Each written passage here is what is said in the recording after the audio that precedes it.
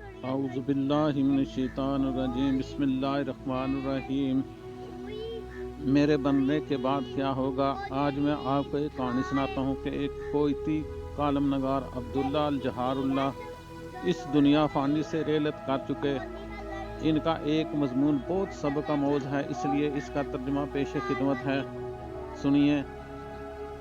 عبداللہ الجہار اللہ فرماتے ہیں، میں اپنی موت پر بالکل پریشان نہیں ہوں گا اور نہ ہی مجھے اپنی میت کے بارے میں کوئی فکر ہوگی، اس لیے کہ میرے مسلمان بھائی یہ ضرور کارروائی کریں گے۔ میرے کپڑے مجھ سے اتار لیے جائیں گے، مجھے غسل دیا جائے گا، کفن پہنایا جائے گا اور مجھے میرے گھر سے نکال کر نئے گھر قبر کی طرف لے جایا جائے گا۔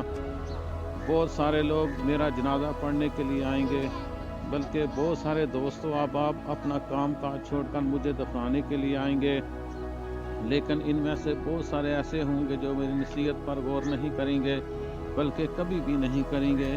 میری چیزیں مجھ سے لے لی جائیں گی، میری چابیاں، کتابیں، بریف کیس، بٹوے، جوتے اور لباس سب کچھ مجھ سے الگ کر دی جائیں گی۔ اگر میرے وارث راضی ہو گئے تو ان چیزوں کو صدقہ کر کے مجھے بھیج دیں گے تاکہ مجھے فائدہ دیں۔ یہ بات اچھی طرح نوٹ کریں کہ دنیا مجھ پر بالکل غمزدہ نہ ہوگی، دنیا کا نظام چلتا رہے گا، اقتصادی سرگرمیاں رواں دواں ہوں گی، میری نوکری پر دوسرا آدمی مقرر ہو جائے گا، میرا مال میرا جائز وارثوں کو منتقل ہو جائے گا، جبکہ مجھ سے اس کے بارے میں پوچھا جائے گا، چاہے وہ تھوڑا ہو یا زیادہ، حتیٰ کہ کھجور کا ایک چھلکا ہی کیوں نہ ہو۔ میری موت کے ساتھ جو چیز سب سے پہلے مجھ سے چھین لی جائے گی وہ میرا نام ہوگا، اس لیے جب میری سانس نکل جائے گی تو لوگ کہیں گے لاش کہاں ہے؟ یہاں میرا نام نہیں لیا جائے گا، اور جب جنازے کا وقت ہوگا تو لوگ کہیں گے جنازہ کہاں ہے؟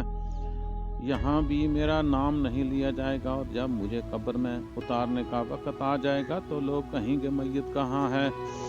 یہاں پھر بھی میرا نام نہیں لیا جائے گا۔ اس لیے مجھے دھوکے میں نہیں رہنا چاہیے اپنا نسب، قبیلہ، منصب اور شہرت سے۔ تو کتنی حقیر ہے یہ دنیا، کتنی عظیم ہے وہ دنیا جہاں ہم جا رہے ہیں۔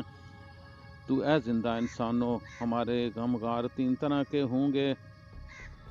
وہ لوگ جو آپ کو واجبی سے جانتے ہیں وہ کہیں گے مسکین ہے، تمہارے دوست چند ساعت و چند ایام غمزدہ ہوں گے، پھر اپنی معمول کی زندگی کی طرف لوٹ آئیں گے اور آپس میں ہنسی مذاق کریں گے۔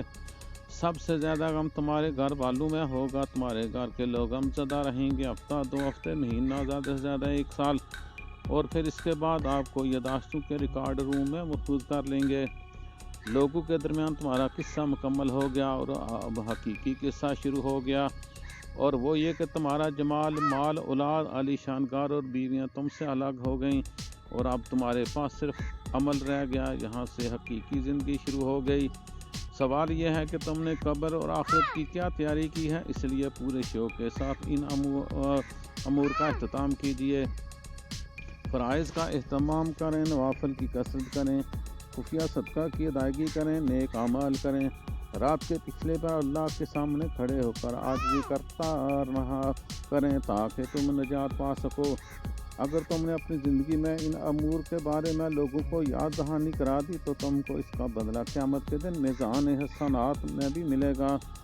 مرنے کے بعد انسان تمنا کرے گا کاش میری زندگی کچھ اور لمبی ہوتی تو میں اللہ کی راہ میں صدقہ کرتا، یہ اس لیے کہ اس نے قیامت کے دن کا صدقہ عظیم اجر و ثواب دیکھا۔